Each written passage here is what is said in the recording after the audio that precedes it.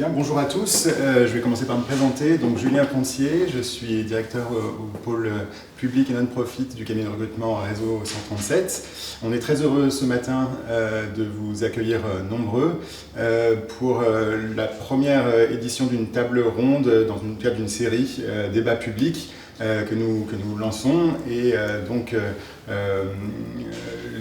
l'idée, c'est d'aujourd'hui faire un focus particulier sur un métier qu'on connaît bien à Réseau 137, c'est celui de collaborateur d'élus. Nous sommes spécialisés dans le recrutement des cadres des collectivités territoriales notamment, et donc nous sommes amenés à recruter beaucoup de collaborateurs de cabinet. C'est un métier qui est assez méconnu, qui est pourtant indispensable au bon fonctionnement des collectivités territoriales, avec un enjeu démocratique, puisque c'est l'accompagnement des élus dans l'exercice de leur mandat et pour réaliser leur programme au cours de leur mandature. Donc il nous a semblé intéressant de parler de ce métier. Je disais tout à l'heure un métier méconnu, mais pas inconnu du grand public. Alors, pas faute pour de mauvaises raisons, hein. Je pense évidemment au procès en cours des assistants du RN au Parlement européen. Je pense également aux séries télévisées qui fleurissent, Baron Noir il y a quelques années, aujourd'hui dans l'ombre, des séries demeurant très, très bonnes, mais qui donnent une image des collaborateurs un peu chargés des basses œuvres dans l'ombre, justement. Évidemment, nous qui avons été, je crois, tous, ou qui sommes encore collaborateurs d'élus, nous savons que c'est très loin de la réalité. Donc voilà, c'est peut-être le moment, on en discutera ce matin, justement, de faire passer les collaborateurs d'élus de l'ombre à la lumière. Alors, c'est un angle peut-être un peu, pas provocateur, mais en tout cas décalé, parce qu'on le sait tous, un bon collaborateur d'élu, un bon directeur de cabinet, une bonne directrice de cabinet n'est pas forcément quelqu'un qui doit prendre la lumière. Il est effectivement dans l'ombre de son élu, mais il y a quand même, on le sent depuis longtemps, j'ai été directeur de cabinet dans les années 2000-2010, on en parlait évidemment déjà, un besoin de reconnaissance pour une profession qui structurellement est précaire. Et donc on sent qu'il y a une attente, la preuve en est, vous êtes 150 à vous être inscrits ce matin pour nous suivre. L'autre actualité du sujet, elle est parlementaire, c'est pour ça qu'on est très heureux d'avoir le sénateur Cédric Vial avec nous, puisque la délégation aux collectivités territoriales du Sénat s'est mise au chevet de ses collaborateurs d'élus, et donc à moins de 2 ans maintenant des municipales, eh bien, une mission d'information flash, vous nous en parlerez, monsieur le sénateur, eh bien, a formulé en juin dernier, a présenté donc son rapport devant la délégation et a présenté 5 propositions. Et donc, évidemment, ce matin, on va en discuter dans le détail. Il faut savoir que les missions des collaborateurs de cabinet ne sont définies par aucun texte. Il y a un vieux décret, je pourrais dire, de 1987. Donc il est certainement temps de le dépoussiérer. Et d'autant que des questions se posent, encore une fois, de longue date, mais avec une actualité particulière, on y reviendra, notamment une actualité juridique. Je cite certains enjeux, sans être exhaustif, mais comment clarifier les liens que le collaborateur entretient avec l'autorité territoriale, quelle est la portée de l'autorité fonctionnelle que peut exercer un directeur de cabinet sur certains des services, je pense aux directions de la communication, du protocole, éventuellement même la police municipale, dans certaines collectivités. Quelle articulation avec le directeur de cabinet? Évidemment, on sait bien qu'il y a un triumvirat élu directeur de cabinet DGS qui est très important dans les collectivités, donc est-ce qu'il faut clarifier les rôles? Et puis également définir des critères clairs pour distinguer un emploi de cabinet avec les emplois administratifs permanents, avec évidemment des enjeux sur le nombre de collaborateurs dans les collectivités. Alors, pour aborder ces questions, on est vraiment, je le répète, très heureux et reconnaissant au sénateur Cédric Vial de s'être rendu disponible pour nous exposer ces propositions, et puis pour envisager des évolutions à partir de ces propositions. On est tout autant reconnaissant évidemment aux deux principales représentants et organisations représentantes de la profession, donc DIRCAB, Lina Jali, qui en est la coprésidente, donc sera présente pour exposer les revendications et les attentes de ses adhérents. De même que Aurélien Mallet, président de Dextera, donc le pendant à droite. J'ai oublié de dire que c'était Lina qui représentait les collaborateurs de gauche, mais peut-être que tu y reviendras. Voilà, on a une heure devant nous pour pouvoir aborder ces sujets qui vous intéressent, puisque encore une fois, on est très heureux de vous accueillir nombreux ce matin. Alors, pour rentrer dans le vif du sujet, Monsieur le sénateur, vous avez souhaité établir une définition des missions des collaborateurs d'élus. Peut-être avant de rentrer dans le détail technique, est-ce que vous pouvez nous parler de la genèse de votre mission? Je crois qu'il y avait précédemment une mission sur les secrétaires de mairie. Est-ce que on est dans le droit fil? Et comment vous avez réussi à mettre à l'agenda politique, j'allais dire, ce sujet? Et comme c'est très attendu par les professionnels, voilà, donc on est très intéressé déjà dans les grandes lignes de savoir quelle a été votre démarche, et puis on verra si vous avez su répondre aux attentes des organisations. Peut-être, oui, merci d'abord de votre invitation. Très rapidement sur la genèse, la mission, c'est un rapport d'information parlementaire qu'on appelle Flash. Pourquoi? Parce qu'on a voulu aller assez vite et pour essayer d'identifier des problèmes qui se posaient et essayer de trouver des solutions. Donc on aurait pu évoquer des sujets beaucoup plus vastes. Je pense qu'il y a d'autres sujets sur le statut de collaborateur, on y reviendra peut-être, qui sont des demandes, des attentes. Ça n'a pas été l'objet de la mission. Notre objectif, c'était de nous concentrer sur des problèmes qui se faisaient jour et qui étaient en train de poser un vrai problème, j'allais dire quasiment, vous l'avez peut-être en parler, de la survie du métier de collaborateur de cabinet. Vous avez parlé de la série Dans l'ombre. L'a bien nommé parce que je pense que c'est effectivement le rôle d'un collaborateur d'être dans l'ombre. Mais là, ils étaient dans le flou. C'est deux choses différentes. Et je crois qu'on avait besoin de clarifier les choses. Vous avez parlé de reconnaissance, ce n'est pas une reconnaissance sociale dont ils ont besoin, c'est une reconnaissance de leur métier, de leur fonction, et qui doit induire une forme de sécurité juridique. Donc pourquoi cette mission? Parce qu'on avait à la fois une jurisprudence dans le Val-de-Marne qui est venue mettre pour la première fois l'accusation de détournement de fonds publics donc, qui est l'infamie suprême pour un élu, sur une question de gestion des collaborateurs. Et deuxièmement, parce qu'on avait les chambres régionales des comptes qui multipliaient les rapports et les préconisations dans un certain nombre de collectivités et qui avaient, avec ce qui nous semblait être une interprétation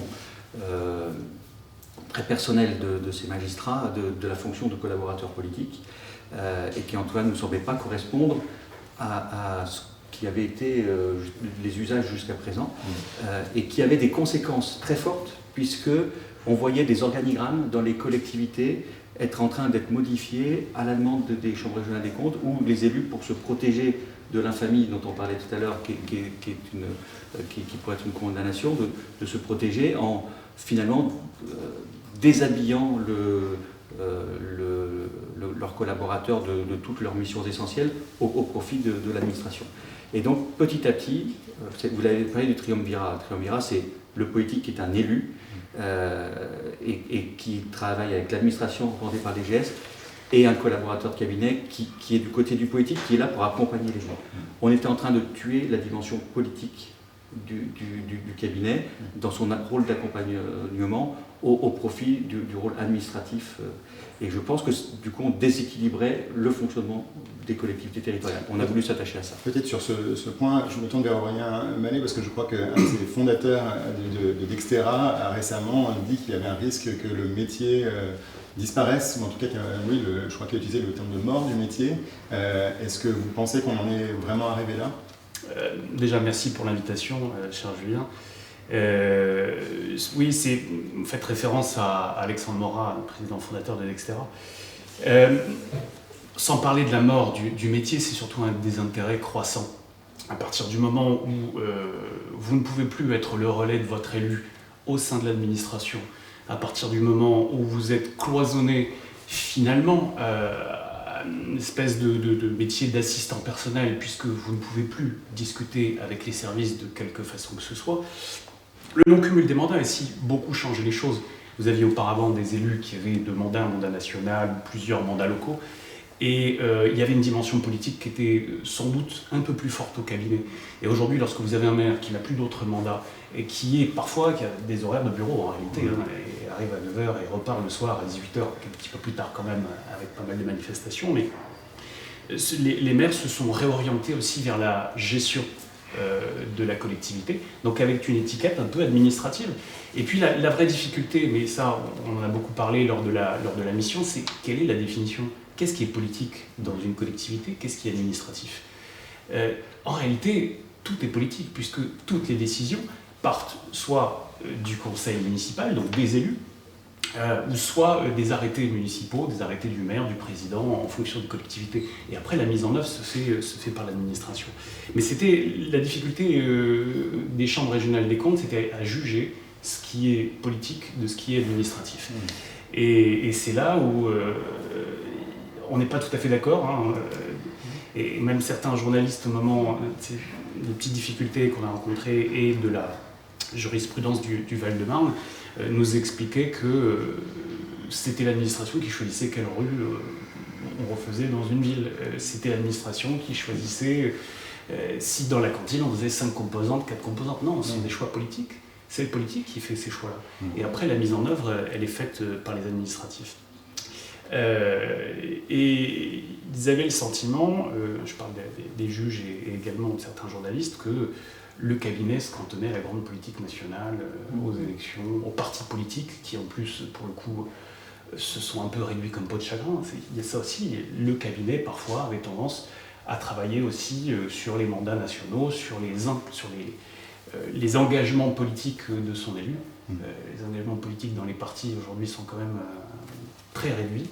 Et encore une fois, les missions se sont recentrées sur l'administratif. Je ne sais pas si j'ai répondu à votre question. Merci beaucoup. Lina Gély, est-ce que cette inquiétude aussi, vous l'avez sentie parmi vos adhérents, et comment a été accueillie, sans encore à ce stade rentrer dans le détail des propositions du rapport, mais la démarche qu'un sénateur puisse se pencher sur ces questions-là, très importantes, est-ce que vous avez ressenti aussi cette grande attente? Alors déjà, merci aussi pour l'invitation, forcément positivement, parce que c'est pas simple comme sujet, parce que c'est plus facile forcément de parler des autres que de parler de soi. Et donc là, on est dans une posture, en fait, on parle de notre quotidien, de ce qu'on vit. Donc c'est vrai que quand on parle de sujets de santé, d'éducation, de thématiques presque sectorielles, c'est forcément plus facile à aborder que quand on parle de notre propre situation.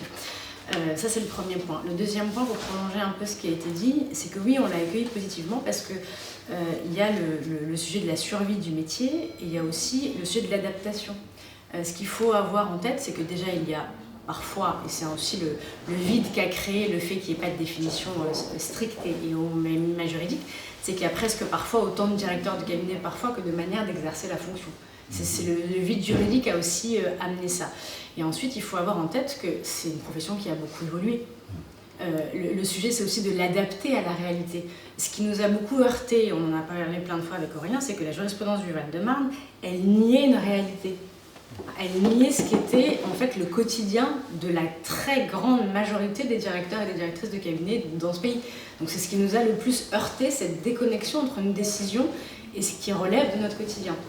Et puis enfin, je le redis, l'adaptation elle est importante parce qu'on est passé de profils qui étaient généralement historiquement militants il y a ne serait-ce que déjà 20-30 ans, où c'était souvent ceux qui accompagnaient, alors je parle principalement là pour l'échelon municipal, c'était souvent celles et ceux qui accompagnaient le candidat en campagne qui après assez naturellement, parce qu'il y avait un lien qui s'était créé, pouvait accompagner sur des fonctions politiques, que ce soit à l'échelon local ou autre en fonction des mandats.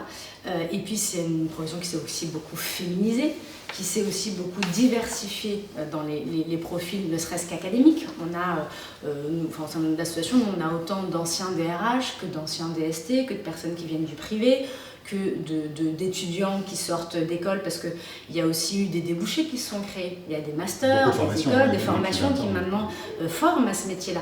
Donc le sujet de la reconnaissance doit se poursuivre et se finaliser et tenir compte des réalités de ce qu'on vit et de l'évolution de ce métier-là qui n'est plus complètement le même qu'il y a 20-30 ans. Monsieur le sénateur, pour rentrer dans le détail de vos propositions, je crois que la proposition phare, en tout cas la première, c'est celle justement, on vient d'en parler, de cette nécessité de pouvoir définir les contours de l'activité professionnelle de ces collaborateurs d'élus. Donc vous avez souhaité établir, je crois, une définition du rôle de collaborateur. Est-ce que vous pouvez nous en dire plus et surtout comment vous avez identifié ces... Oui, parce que c'était pas forcément une évidence au départ quand on a commencé à en discuter à partir de la mission, parce que ça vient d'être dit, les missions elles sont très larges, elles peuvent être très différentes d'une collectivité à l'autre, d'un élu à l'autre. Mais on s'est aperçu que finalement c'est de là que découlait tout le reste, et on avait besoin de clarifier les choses et de faire en sorte d'avoir une définition qui soit suffisamment englobante pour justement permettre à toutes les situations rencontrées d'être clair. Mais on s'aperçoit aussi, je pense qu'ils pourraient en témoigner tous les deux, que, y compris dans les collectivités dans lesquelles ils travaillent, des fois, même vis-à-vis des services ou même parfois des élus, le rôle du collaborateur n'est pas très clair. On voit qu'il travaille après avec le maire, c'est l'homme ou la femme de confiance du maire, mais les choses sont des fois pas très claires. Donc là on avait besoin, je pense, de clarifier les choses. Ça me semble essentiel. On parlait tout à l'heure, la disparition du collaborateur de cabinet, derrière, c'est la disparition du politique. Qu'est-ce qui fait la différence entre une administration et une collectivité? C'est le politique. Le politique, c'est quoi? C'est la démocratie. C'est ça la différence entre une collectivité et une administration. C'est que derrière, il y a un choix politique qui est un choix démocratique. Et donc, il fallait le rappeler. Alors, vous voulez peut-être que je vous rappelle la définition. L'objectif de cette définition qu'on a voulu, encore une fois, on n'a surtout pas voulu rentrer dans un détail de mission ou de tâches. Voilà, surtout pas, parce que c'est des choses qui sont très différentes et puis qui, après, juridiquement, peuvent être interprétées si ce n'était pas dans la liste. Donc, on a essayé, lors des auditions, en travaillant avec DERCA, avec Dextera, avec l'AMF, l'association des DGS, de lister un peu toutes les tâches, les missions, le rôle du collaborateur de cabinet et de voir comment ça pouvait ensuite s'inscrire. Donc, j'y vais. Allez-y. Il y a plusieurs rôles. Premièrement, on dit que le collaborateur de cabinet assiste, accompagne, conseille, relaie et représente l'autorité politique territoriale. Vous avez deux familles de missions. Il assiste, c'est la gestion de l'agenda, c'est le rôle du collaborateur de faciliter le travail de l'élu. Il accompagne dans son travail, dans son activité, dans l'ensemble de son mandat. On est là pas loin de l'assistance qui peut être logistique ou qui peut être politique. Il conseille, c'est le rôle du collaborateur d'être un conseiller politique. Il relaie, c'est un point important, c'est-à-dire que le collaborateur de cabinet, il est la voix de l'autorité territoriale, en l'absence de l'autorité territoriale. C'est-à-dire que c'est lui qui peut, ça a été dit par Aurélien aussi tout à l'heure, être amené à aller dans un service pour dire à un chef de service, le maire souhaite que. Là, il relaie l'action. Ce n'est pas le collaborateur de cabinet qui a une autorité sur le service, il relaie la parole de l'autorité. Et ça, c'est un point essentiel. Où il représente, parce qu'il peut être amené aussi à représenter dans une réunion ou dans une manifestation son autorité territoriale. 5 adjectifs, on essaie de faire court, moi je crois que les textes les meilleurs sont souvent les plus courts, qui nous a semblé relever toutes les familles de métiers, le rôle des collaborateurs. 5, assiste, accompagne, conseille, relaie, représente. Et ensuite, on rajoute par ailleurs, et on dit qu'il participe à l'élaboration de la stratégie de la collectivité, son rôle de conseil, et puis, donc il peut contribuer en lien avec les services, à participer, ce qui justifie aussi de sa position dans la collectivité. Quand on parle de sujets politiques, tu parlais des routes, à un moment donné, ça fait partie de la stratégie, le collaborateur peut y participer. Il veille à la déclinaison et à la mise en œuvre de cette stratégie. Ça le rend légitime, là aussi, à participer à un certain nombre de réunions de mise en œuvre de cette stratégie, et de ne pas être uniquement sur la définition, mais après, c'est son rôle. Il y a un engagement de l'élu de faire une route. Son rôle, c'est de vérifier que la route elle soit faite. Et donc et tel que ça a été demandé. Tel que ça a été demandé. C'est son rôle. C'est pas toujours très clair, c'est pour ça que non, mais par rapport c'est important. Et le troisièmement, il concourt à la promotion de la collectivité et de son action. Ça aussi, c'est important. Ça fait partie de ses missions, pas seulement de faire la promotion de son élu, mais aussi de faire la promotion de la collectivité dans laquelle il travaille. Et donc, avec cette définition finalement assez courte, il nous semble que ça permet d'expliquer, d'éclairer le rôle et les différentes missions d'un collaborateur, d'assistance, d'accompagnement, de conseil et un rôle un peu plus opérationnel, et peut-être d'éclairer des futures décisions de justice. Très bien. Je me tourne vers les organisations représentatives de la profession. Je crois que c'est Lina, tout à l'heure, dans ton introduction, tu disais qu'il y avait peut-être autant de collaborateurs que de collectivités. Le fait d'être, entre guillemets, je me fais l'avocat du diable, mais engoncé dans une définition, est-ce que parmi l'autorité territoriale, donc les maires, les présidents d'exécutifs, est-ce qu'il ne peut pas y avoir une certaine réticence à être un peu enfermé dans cette définition? Non, mais il faut être assez honnête et assez transparent. On sait, quand on a exercé, qu'on exerce ce métier, on sait que, et pour le coup, là c'est une similitude entre le département, les régions, les communes, les intercos, les autres collectivités, c'est que c'est l'autorité territoriale qui décide. Donc on se met, si je puis dire, à sa disposition. Et donc effectivement, il peut y avoir d'une fonction, d'un DIRCAB à un autre ou à une autre, le maire ou le président va vouloir qu'on s'investisse plutôt sur tel sujet, peut-être parce que, on l'avait déjà dit, mais par exemple sur la question, un maire qui est très attaché aux questions de sécurité va vouloir qu'on s'investisse plus sur ces questions-là ou sur les questions d'urbanisme. Bon. Mais ce qui était important pour nous, et c'est ce que je viens de dire, c'est l'idéal, c'est que ça permettait quand même, et cette définition permet quand même de clarifier un cadre général qui convienne à la majeure partie, j'ose dire même à tous, parce qu'il y a quand même un socle commun. Ce qui vient d'être dit, je pense que je ne connais aucun directeur de cabinet qui ne s'y retrouve pas. Alors après, encore une fois, voilà, il y a des modalités de mise en œuvre, d'organisation en fonction de ce que veut et ce que décide l'autorité territoriale, mais c'est un socle commun qui était quand même utile, et je le redis, y compris, vous parliez du trio avec l'autorité territoriale, le DIRCAB et le DGS, y compris pour nos collègues DGS, je pense que c'est aussi important, et pour l'administration dans son ensemble, d'avoir cette clarification, et de dire on sait qui est à quelle place, dans quelle organisation, et quand le trio fonctionne, la collectivité fonctionne. Donc techniquement, si je puis dire, les objectifs sont communs. Ils doivent être partagés, mais ils sont surtout communs. Donc le fait d'avoir une définition et un cadre général clair, je pense que c'est bénéfique pour tout le monde et que c'était très attendu pour le coup par tous. Peut-être que je vais poser une question naïve, je me tourne vers tous les trois.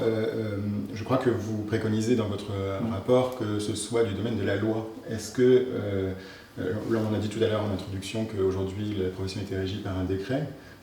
Est-ce qu'il faut vraiment passer par la loi? Est-ce que vous avez senti ce besoin-là, et est-ce que ça ne va pas freiner aussi le processus?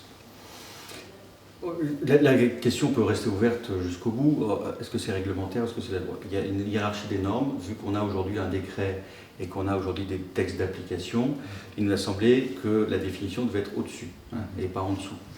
Sinon, on a un problème de la hiérarchie des normes. Donc oui, et on dirait que c'est une sécurité en plus de ça et une assurance que le pouvoir politique ne fasse pas modifier aussi la définition comme bon lui semble, parce que je pense qu'on est arrivé à un consensus sur cette définition. Jusqu'à présent, le décret disait quoi? Le seul texte qui existe disait quoi? Il dit comment on reconnaît un collaborateur de cabinet? Parce qu'il est recruté par le maire en dehors d'une procédure classique, parce que sa rémunération est fixée directement par le maire et parce qu'il ne rend compte qu'au maire. Voilà. Alors je dis le maire, l'autorité territoriale. Et il n'y avait pas de définition. En gros, il faisait ce que le maire lui demandait, il ne rendait compte qu'à lui. Donc ça pouvait englober tout ça. Sauf que récemment, ce besoin de clarification, il est lié au fait que il y a eu des interprétations. On dit oui, il rend compte au maire, mais il ne fait pas forcément ce qu'il veut. Et ça a été dit tout à l'heure, on a des magistrats, des journalistes qui considéraient que le rôle politique, confondaient le rôle politique et le rôle partisan. On a bien séparé ces derniers temps, depuis 1987, il y a eu des lois qui ont bien séparé le rôle partisan du rôle politique. C'est d'ailleurs, vous citiez les difficultés que rencontre le Front National, le Rassemblement National en ce moment, c'est parce que peut-être qu'ils n'ont pas séparé suffisamment. Mais le rôle du collaborateur de cabinet ne peut pas être un rôle partisan. Donc il y avait nécessité de recaler les choses, et comme vient de le dire Lina ou Aurélien tout à l'heure, de temps en temps, on peut avoir même dans la collectivité certains qui se demandent mais pourquoi le directeur de cabinet il est présent dans cette réunion alors c'est une réunion technique. Parce qu'il suit, c'est son rôle de vérifier la déclinaison de la stratégie politique. Et ça peut permettre là aussi de sortir, non pas de l'ombre, mais du flou. C'est très clair. Alors, vous avez identifié une autre difficulté dans le fonctionnement des cabinets, et vous allez peut-être me dire, Aurélien et Lina, si c'est remonté, évidemment, c'est le fait que, moi le premier d'ailleurs, quand j'ai exercé ces fonctions-là, un directeur de cabinet est amené à exercer d'autres fonctions et surtout une forme d'autorité sur d'autres services de la mairie. Classiquement, la direction de la communication, il y a également la police municipale, le protocole, voilà, c'est en général les trois services qui sont concernés.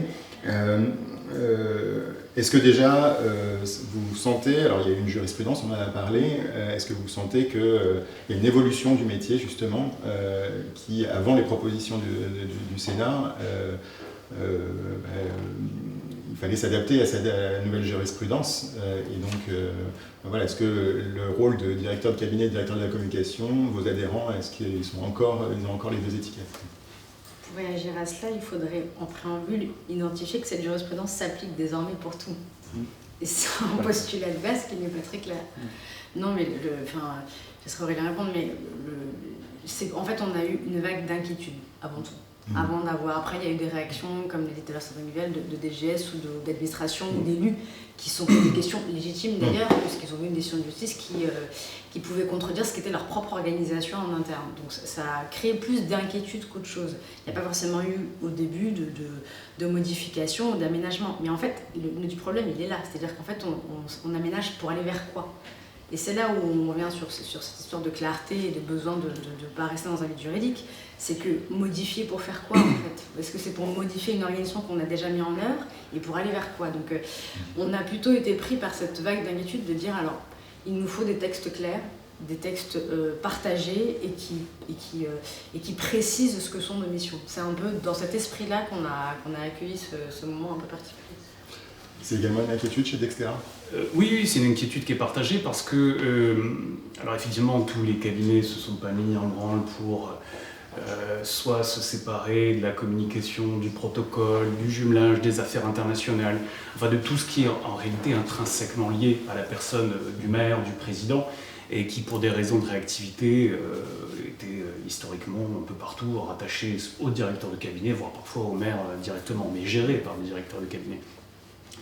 Certains se sont réorganisés en fonction de cette jurisprudence, anticipant finalement les contrôles des CRC.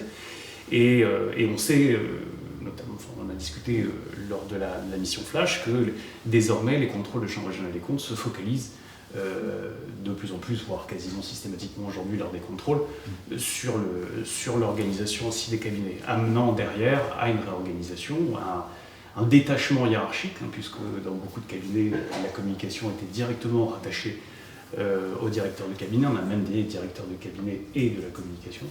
Et c'était le cas dans beaucoup de villes.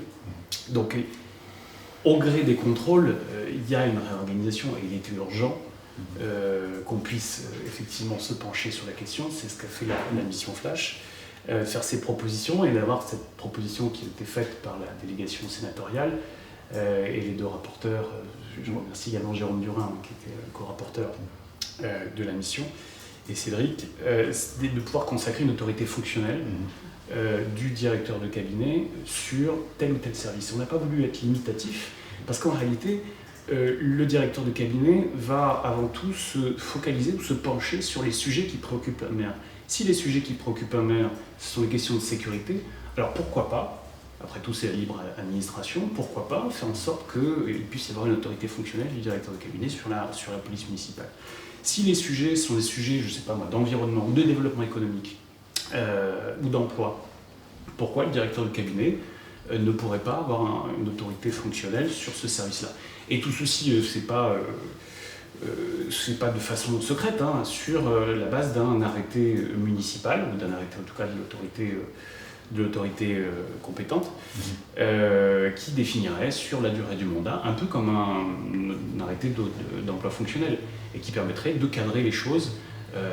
Et puis, puisque chaque arrêté municipal passe en conseil municipal, c'est dans le début de conseil, ça permet aussi à ce que l'opposition, s'il y avait lieu, puisse s'en saisir et entamer un débat. Donc voilà, le faire démocratiquement. Mais c'est tout l'enjeu de l'autorité fonctionnelle, puisque qui existe par ailleurs dans d'autres fonctions publiques, dans la fonction publique d'État et dans la fonction publique hospitalière, c'est de la mettre en œuvre également dans la fonction publique territoriale. Je ne vois pas pourquoi deux types de fonctions publiques y auraient le droit et pas la nôtre.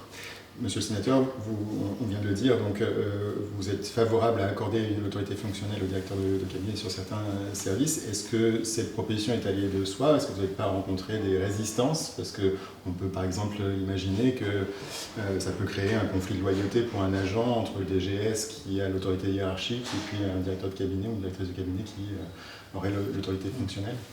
Non, alors ça faisait il y avait plusieurs options, ça nous a semblé être la plus claire et la plus fonctionnelle. Vous l'avez dit vous-même, ça fonctionne déjà comme ça aujourd'hui. Sauf qu'il y avait certaines situations qui n'étaient pas claires, qu'il va falloir clarifier d'ailleurs, et d'autres qu'il fallait, qu'il fallait expliquer. On parlait de la Chambre régionale des comptes, mais c'est éclairant. Ils avaient une lecture de dire à partir du moment. Vous savez que le fameux décret de 87 fixe aussi un plafond d'emploi, donc un nombre de collaborateurs par taille de collectivité. Pour déterminer ce qu'était un collaborateur, en l'absence de définition, on leur a demandé comment vous faites. Parmi les critères, il y a le mode de recrutement, l'évaluation, qui l'évalue, l'agent, et l'autorité à qui la personne rencontre. Et il considérait donc que si un agent était sous la responsabilité du cabinet, alors cet agent était un collaborateur de cabinet. Et du coup, le plafond était dépassé, ce qui, pour qui connaît un peu le monde des collectivités, est absurde. Parce que la secrétaire du maire, elle est souvent sous l'autorité du directeur de cabinet. Est-ce que ça en fait une collaboratrice de cabinet? C'est souvent une fonction. Ça peut l'être dans certains cas. Mais la plus souvent, c'était une fonctionnaire qui était là avant, qui était là après. Même le service communication qui peut travailler en lien avec le cabinet, la plupart du temps, c'est des fonctionnaires qui étaient là avant, qui étaient là après, qui mettent en œuvre la politique de la collectivité sans forcément être obligés de la partager. Ce sont des fonctionnaires. Là où, quand on est collaborateur de cabinet, on doit avoir un lien de confiance et on partage les orientations qui sont prises. Donc, il y avait une distinction à faire. C'est pour ça que, on avait voulu créer cette définition pour dire les critères que vous prenez ne sont pas les bons, et deux, il faut clarifier les choses. La loi dit aussi qu'un emploi de cabinet ne peut pas être un emploi permanent. Et donc, ça aussi, on doit régler. C'est vrai que aujourd'hui, ça existe dans beaucoup d'endroits, on a des directeurs de cabinet qui sont directeurs de la communication. Un directeur de la communication, c'est un directeur de service. Il est sous la responsabilité du DGS. Or, le collaborateur de cabinet ne rend pas compte au DGS, il rend compte qu'au maire ou à l'autorité. Donc ça posait un problème. Donc, en posant cette question de l'autorité fonctionnelle, on dit qu'on sépare effectivement les emplois permanents des emplois de cabinet. On dit que le cabinet peut avoir une autorité fonctionnelle sur certains services. On dit, et c'est le maire je parle du maire, mais de manière générale, qui détermine sur quel service. Et par contre, le lien hiérarchique reste avec le DGS. Pourquoi? Parce qu'il s'agit de fonctionnaires, et donc le recrutement, la carrière, l'évaluation doivent relever du DGS, même si le collaborateur de cabinet peut y participer s'il a une autorité fonctionnelle. Il participe au recrutement, il peut participer à l'évaluation. Si c'est la secrétaire à qui il travaille tous les jours, c'est normal qu'il contribue, mais par contre, c'est pas lui qui. C'est pas le signataire. Voilà, c'est pas lui qui a à la main la carrière de l'agent. Voilà, c'est le DGS, avec toute la neutralité des enjeux de la fonction publique. Et en clarifiant les choses comme cela, ça se passera bien. Ça veut dire qu'il n'y aura plus de DIRCAB, DIRCOM. Par contre, le directeur de la communication peut être rattaché au DIRCAB. Le responsable de la communication peut être rattaché au DIRCAB de manière fonctionnelle, mais ce n'est pas le DIRCAB qui recrute, qui évalue, il participe au recrutement, il participe à l'évaluation. On a voulu clarifier les choses comme ça, ce qui permet effectivement de laisser le DGS dans son rôle hiérarchique de chef de l'administration, et par contre le collaborateur de cabinet d'être dans son rôle sur l'exécution, c'est-à-dire que c'est lui qui donne les orientations. Alors, on parlait de la communication, les orientations en matière de communication, mais que ça fait partie de ses missions, la promotion de la communication. C'est lui qui oriente. Par contre, il est uniquement dans son rôle. En clarifiant les choses de cette manière-là, je pense que là aussi, même si on va recréer un peu de clarté, peut-être qu'il va falloir séparer certaines missions, mais parce que c'était là aussi une dérive qui a toujours fonctionné de cette manière-là, si on peut parler de dérive, où effectivement on avait des DGS qui étaient, enfin des collaborateurs de cabinet qui étaient parfois sur des missions permanentes. C'est pas complètement leur rôle.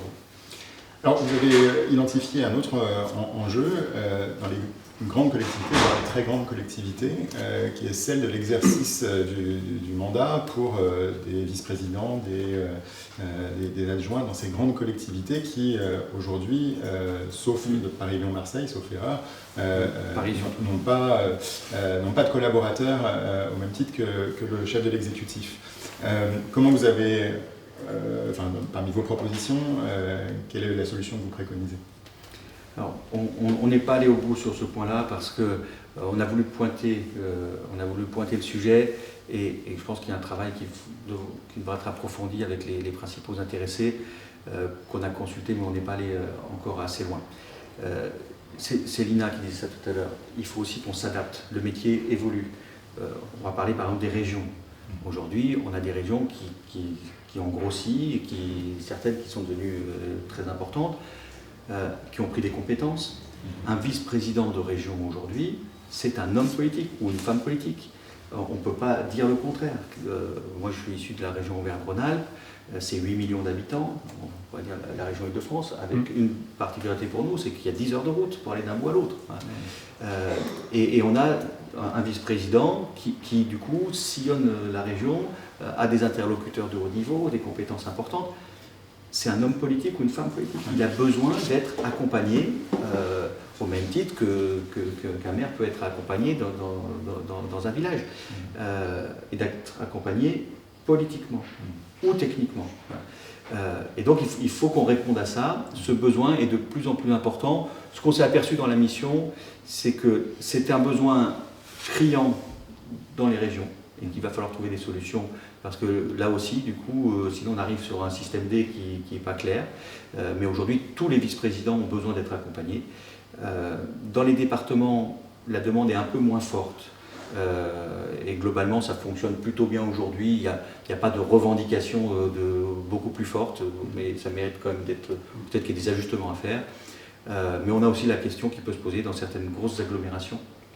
Quand on a un vice-président d'une agglomération où il y a des fois 150 ou 200 communes, la question de l'accompagnement du vice-président peut aussi se poser, j'allais dire à peu près dans les mêmes termes que les départements. Il n'y a pas un besoin très fort client, on ne va pas créer un cabinet pour chaque élu, mais la question se pose.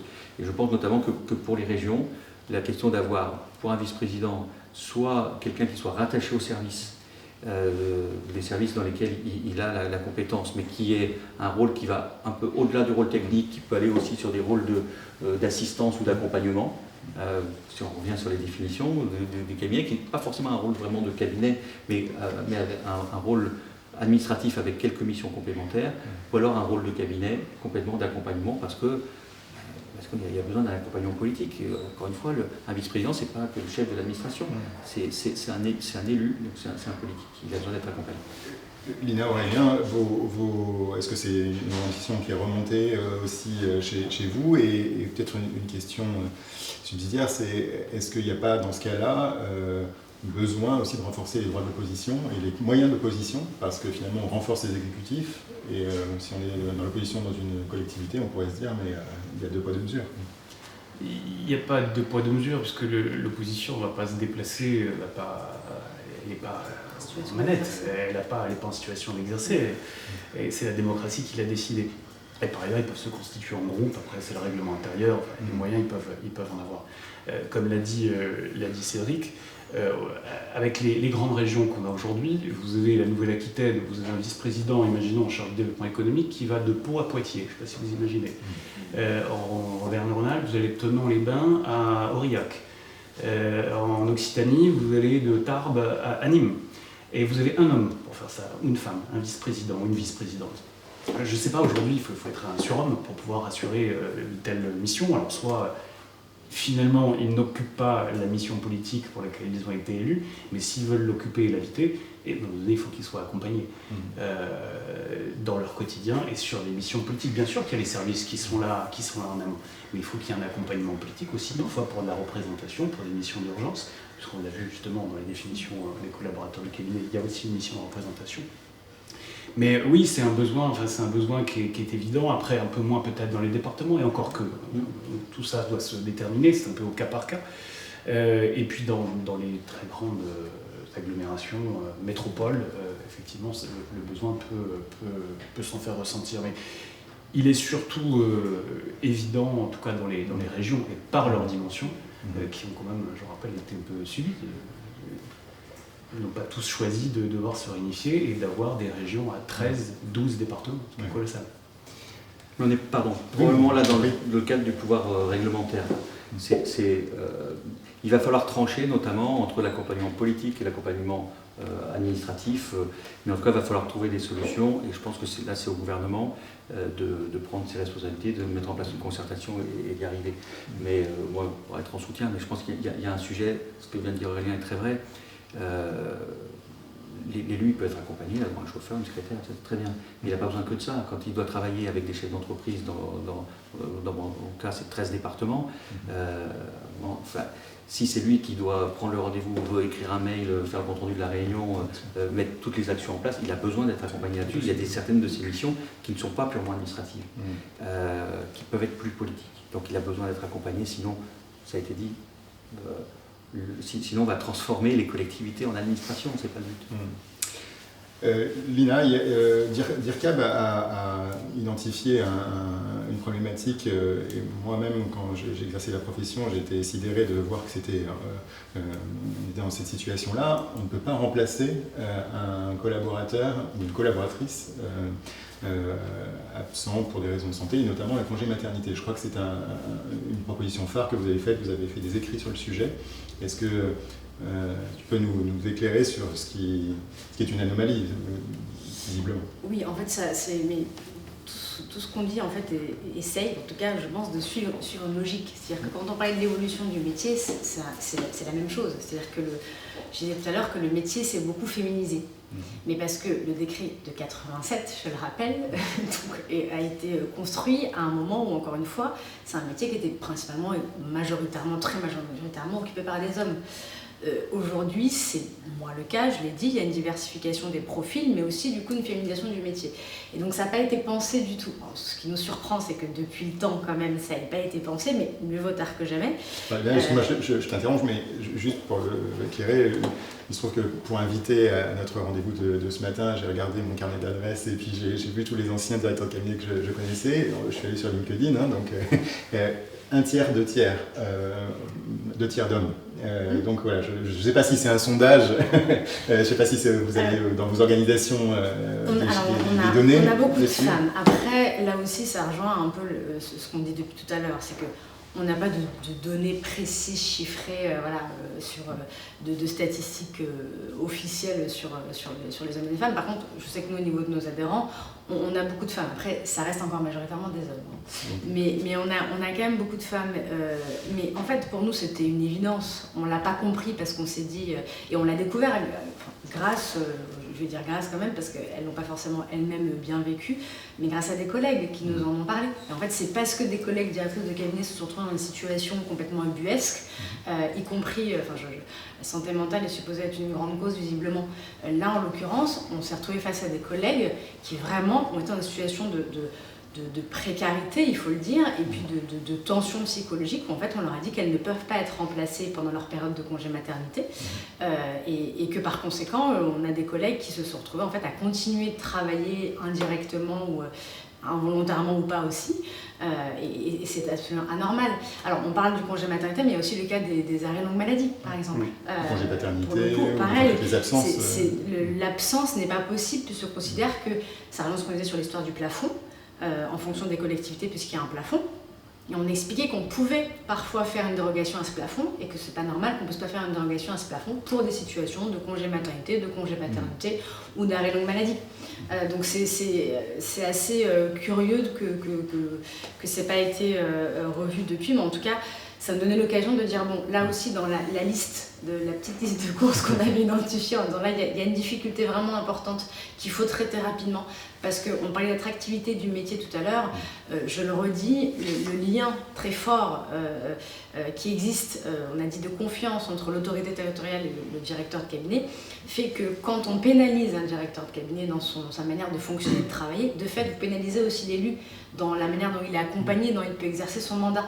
Donc la crise, j'emploie le terme vraiment à dessein, de vocation qui peut exister auprès des DIRCAB, peut aussi, c'est l'AMF je crois qui avait sorti une étude sur le nombre de maires qui ne s'étaient pas représentés en 2020.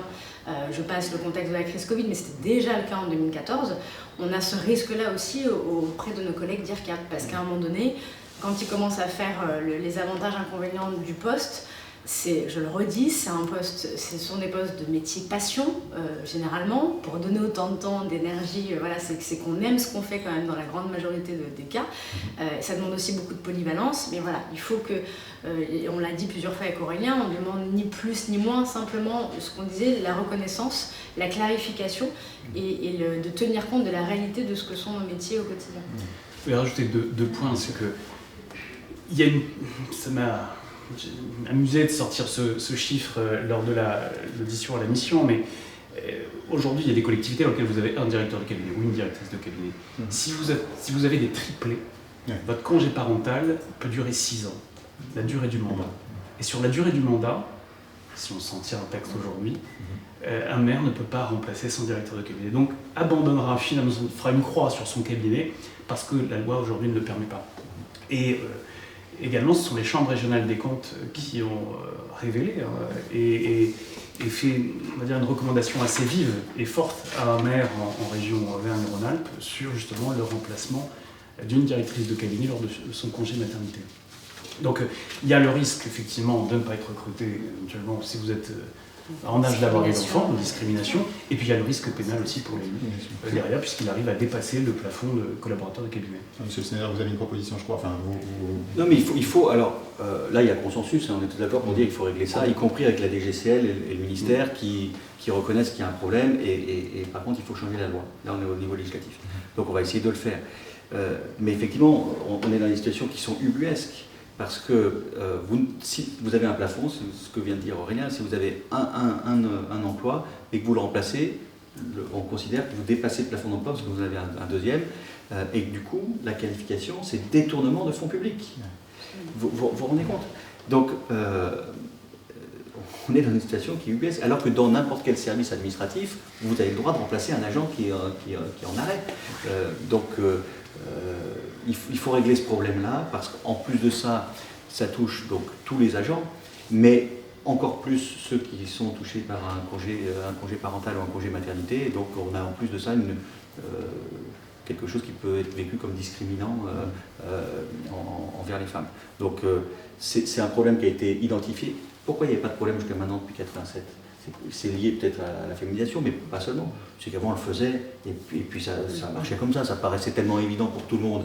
Mais on n'avait pas ce poids, soit des chambres, soit d'une administration rigoureuse, qui va dire là vous n'avez pas le droit de faire comme ça.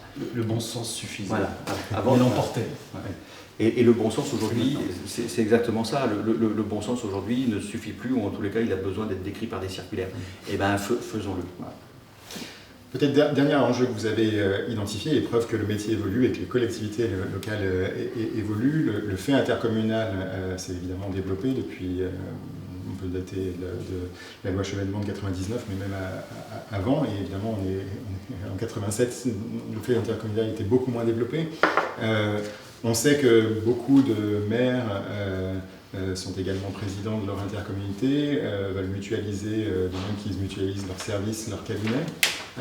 C'est également un enjeu que vous avez identifié. Est-ce que vous pouvez nous dire quelle est votre proposition pour clarifier les choses aussi? Là aussi, c'est une adaptation. Il faut s'adapter. C'est une pratique aujourd'hui. Je veux dire, à titre personnel, je ne suis pas très fan de cette organisation mutualisée entre deux collectivités différentes, deux autorités territoriales différentes, même si elles sont des fois incarnées par la même personne. Mais c'est un fait. Il y a beaucoup de collectivités aujourd'hui, notamment les plus grosses, qui fonctionnent de cette manière-là. Et on en a auditionné un certain nombre, nous disent qu'ils en sont très satisfaits, ils en sont très contents. Mais là aussi, c'est quelque chose de nouveau dont la réglementation ne permet pas. Donc on est en train un peu de bricoler des choses. Quand vous avez une ville et une agglomération, vous avez le président de l'agglomération a le droit à 3 collaborateurs de cabinet, le président de la ville a le droit à 5. Si vous avez un cabinet mutualisé, vous avez le droit à combien? Eh bien, c'est pas évident. On pourrait dire c'est la somme des deux. On pourrait dire si c'est mutualisé, c'est le bon sens. Hein, mais c'est pas comme ça que c'est interprété. Si c'est la mutualisation, donc c'est soit on dit que c'est la plus grosse collectivité, ou celle qui a le plus de collaborateurs, parce que la plus grosse, des fois ça peut être que 3, donc les choses ne sont pas claires, et du coup on se retrouve dans des situations par endroit où en fait on a l'apparence de la mutualisation, mais en fait on a des agents qui ont une partie de leur contrat avec la ville, une partie de leur contrat avec l'agglo. Les choses ne sont pas claires parce que si on pousse le bout, cette autorité fonctionnelle, par exemple, c'est-à-dire qu'on aura un agent de la ville qui peut avoir une autorité fonctionnelle sur des services de l'agglo. Ouais. Donc, vous voyez, là ça fonctionne pas bien. Donc, il faut l'intégrer. Pareil, sur la proposition, on n'est pas allé très loin sur le sujet, parce que c'est un sujet qui a vraiment émergé aussi pendant les travaux de la mission. On est vraiment là sur des besoins émergents. Ça fait quelques années pour quelques collectivités, et c'est quelque chose qui se développe beaucoup depuis très peu de temps. Donc il va falloir peut-être là aussi analyser un peu les différentes pratiques et trouver des solutions, parce que le risque, c'est que certaines de ces collectivités se mettent en danger juridiquement en mettant en place une organisation qui ne soit pas complètement calée. Et si ça correspond à une attente et à un besoin revendiqué, l'AMF, la DCF, etc., France Urbaine, sont favorables à ce genre de pratique. Je pense que vous aussi, vous les constatez. Il faudra s'adapter, et donc peut-être aussi adapter les règles de l'organisation. À titre personnel, je considère que si on mutualise, il faut considérer que c'est la somme des plafonds. Ça me paraîtrait assez logique pour les collaborateurs de cabinet. Mais le problème n'est pas que là. Il faut aussi après régler les questions d'autorité fonctionnelle et des autres agents qui peuvent dépendre du cabinet. Cette solution vous conviendrait? C'est la plus logique. La plus. Oui, il faudra prendre à compter, c'est vrai que sur des petites collectivités, on va avoir 3 dans la ville centrale et 2 dans l'agglo, et ce qui est logique, c'est que ça soit 5 collaborateurs, mais aujourd'hui ça fait 3, effectivement, c'est la plus grande qui va l'emporter. Et après, c'est l'organisation, encore une fois, des collectivités, des présidents et des maires, de mutualiser ou non. Souvent, le DGS est mutualisé, donc le pendant assez logique pour la fluidité aussi de l'action politique du maire-président, et c'est d'avoir un DIRCAP qui soit mutualisé. Les équipes en dessous n'ont pas forcément à l'être. Mais en tout cas, il faut qu'il y ait une harmonisation quand même du triumvirat, puisque sinon, ça ne devient plus un triumvirat. Et politiquement, c'est compliqué, comme on dit, un quadriumvirat, je ne sais pas, mais ce sont des pratiques qui se font, donc il faut aujourd'hui aussi malheureusement l'encadrer, puisqu'on a vu que le bon sens ne suffisait plus, et qu'en l'absence de cadre, ce sont désormais les CRC qui jugent. Il n'y a rien contre les CRC. Et après, c'est l'interprétation du vide. Lorsqu'il y a un vide juridique aujourd'hui, il y a une interprétation qui est faite par les juges. Il faut qu'on l'évite. Et on a des situations qui peuvent être très différentes. On a des cas aussi où, par exemple, le cabinet est mutualisé, mais le maire et le président de l'interco sont 2 personnes différentes, qui peuvent même parfois se retrouver en conflit politique et avec un cabinet qui est censé les aider. Donc il faut qu'on puisse balayer un peu tout ça et trouver des solutions qui conviennent à tout le monde. L'adaptation, c'est le maître mot. Je crois qu'on a fait le tour de vos propositions, je ne veux pas en avoir oublié. On voit que votre travail est riche et qu'il a été bien accueilli. Enfin, je laisse évidemment l'Extera et DIRCAP le dire, mais... c'est un travail conjoint. Voilà. et puis, ça a été dit aussi avec mon collègue Jérôme Durin, qui est sénateur socialiste de Saône-et-Loire, puisque au Sénat, comme avec les collaborateurs, c'est un travail qui est transpartisan, qui a été fait. Et pour ça, je pense qu'on est arrivé à quelque chose dont l'objectif c'était que ce soit, qu'on puisse le mettre en place dans un relatif consensus. Et ces 5 propositions ont été votées par la délégation également. Oui. À l'unanimité. À l'unanimité. À l'unanimité, c'est important. noté. Donc il y a cette satisfaction, j'allais dire, des organisations de collaborateurs d'élus, mais on sait que l'environnement est plus large. On a parlé des directeurs de cabinet, on a parlé des chambres régionales des comptes. Je suppose que vous avez mené, j'en suis même sûr, de nombreuses auditions. Est-ce qu'il y a ces propositions qui parfois peuvent paraître de bon sens de notre point de vue? Est-ce que vous avez rencontré des freins? Objectivement, non. Après, il y a des appréciations. Je pense que là où on a confronté les visions avec peut-être une forme de clivage, c'est avec les chambres régionales des comptes. Mais c'est ce qui me fait dire qu'il y a urgence à ce qu'on modifie les textes pour protéger les collaborateurs, parce qu'il y a une méconnaissance finalement à la fois du métier de collaborateur cabinet, mais plus globalement du fonctionnement des collectivités territoriales de la part de ceux qui les jugent et qui nous disent comment ça doit être organisé. Je trouve ça inquiétant. Voilà. Moi, je suis ressorti vraiment inquiet de ces auditions avec les chambres régionales des comptes. Je pense qu'il faut vraiment clarifier les choses et il y a vraiment urgence. Après, non, ça s'est bien passé. Alors, on pense tous au DGS, voilà, c'est peut-être ça le fond de votre question. Vous savez, le rôle du DGS, c'est d'être en sécurité, de mettre en sécurité sa collectivité aussi et ses élus, comme un collaborateur de cabinet. Donc, à partir du moment où on vient apporter des solutions qui vont clarifier les choses, ils sont favorables. Ils ont fait un certain nombre de remarques sur l'autorité fonctionnelle. Ils sont pas contre, c'est ce qu'ils nous ont expliqué, le fait que le collaborateur de cabinet joue ce rôle-là. Et ils étaient même partisans de dire, à ce moment-là, on leur confie l'autorité hiérarchique sur les services. Ils disent, mais c'est soit eux, soit nous, ça ne peut pas être les deux. Honnêtement, je pense que la proposition qu'on a faite là va permettre quand même de clarifier les choses et par rapport à la situation qu'on connaît aujourd'hui, va aussi leur faciliter la vie et va les sécuriser juridiquement. Donc sur l'autorité fonctionnelle, ils ont mis quelques réserves sur la manière dont on pouvait l'exercer, c'est le seul point, mais si on peut le dire comme ça, c'était on a pris ça vraiment comme une appréciation et pas forcément comme un refus. Ils sont tous conscients qu'il y a une situation qui doit être clarifiée. Eux, ils sont attentifs à la fois à leur responsabilité juridique et pénale et à celle de la collectivité. Et je ne sais pas s'il y a une solution parfaite, si c'est le cas, on ne l'a pas trouvé. En tout cas, celle-là est probablement celle qui sécurise le plus à la fois leur mission et celle des collaborateurs de cabinet. Donc je pense qu'on trouvera un relatif consensus. On s'achemine vers la fin de cette table ronde. On a beaucoup de directeurs de cabinet, de collaborateurs d'élus qui sont nos auditeurs. Je suppose qu'ils ont tous eu une question, c'est la suite, la concrétisation de vos propositions. Est-ce que vous êtes confiant? Est-ce que vous avez un calendrier en tête? Est-ce que j'imagine que vous êtes en contact avec la DGCL, enfin les ministères concernés? Les suites, quelles seront-elles? Alors, il ne vous a pas échappé qu'il y a un contexte politique qui n'a je pense pas, que nos éditeurs non plus. Voilà, qui a été un peu bouleversé et particulier, et même si ces sujets sont très importants, ne sont pas forcément placés en tête aujourd'hui des préoccupations de l'ensemble de la classe politique, et à juste titre. Non, mais je dis, il y a un relatif consensus. Il y a la plupart des propositions que l'on fait sont de nature législative, donc après il y a deux solutions. C'est soit on dépose une proposition de loi, ce que j'envisage avec mon collègue Jérôme Durin. Est-ce que c'est la manière la plus efficace d'avancer? Pas forcément. On est en train d'essayer d'identifier un autre véhicule législatif, donc un autre texte de loi peut-être qui concerne les collectivités, dans lequel on pourrait peut-être insérer un certain nombre de ces dispositions par voie d'amendement ou dans le corps du texte, qui me semblerait la voie la plus rapide pour arriver à nos fins. Donc il faut qu'on les transcrive dans la loi. Soit on attend un véhicule législatif qui va passer bientôt, soit on créera le nôtre. Je pense que la première solution serait probablement la plus efficace. Très bien.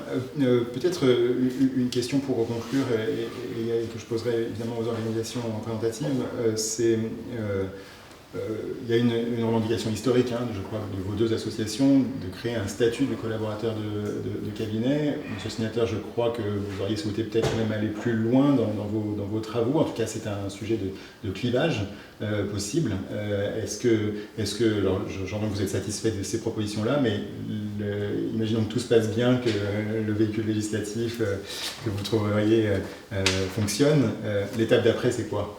Si je peux me permettre, sincèrement, de mon point de vue, prenons les choses étape par étape. On monte un escalier, marche après marche. Si le véhicule législatif, si on a des difficultés à avancer sur l'organisation interne du cabinet, on a commencé justement en disant qu'on risquait la mort du métier.